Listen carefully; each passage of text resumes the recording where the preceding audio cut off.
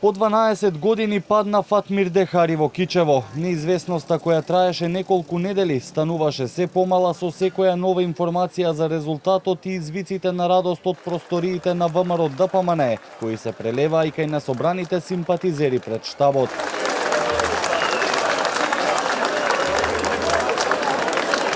Секоја минута надоаѓаа се повеќе граѓани, па центарот на градот Набаргу беше премал за луѓето кои се собраа, а победата на лекарот Александар Јовановски ја означија зурлите и тапаните. Се слави победа на нашиот кандидат Александар! Победа на ВМРО ДПМН!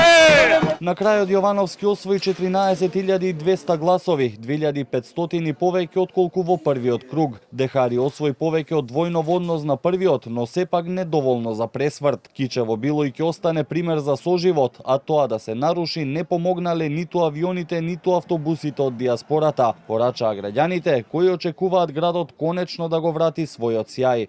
Знаевме сите дека ќе победи. Не да носе авиони, не да носе автобуси. Цела Америка да ја донесеа, немаше да победи. И носе авиони и све, ама има и што се обединија околу најдобриот кандидат. На плоштадот Набаргу немаше каде игла да падне. На платото до музеот почна да се поставува бина од која ечеа народни песни. На собраните во славеничка еуфорија и со по некоја лименка пиво ги чекаа првите зборови на новиот градоначалник Јовановски.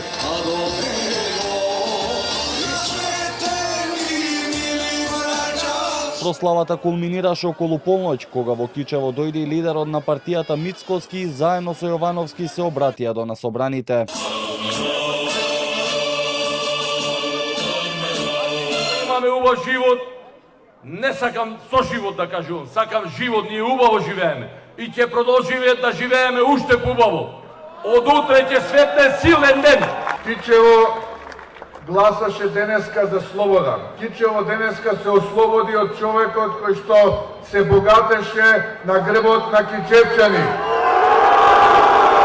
Она кое што најмногу го доби денеска Кичево, а тоа е едно сплотување и обединување. Претходно Мицкоски ја посети и Брвеница, каде исто така по тесната битка со вреди имаше славеничка атмосфера. И оттаму најгласни беа пораките за соживот против етничките поделби.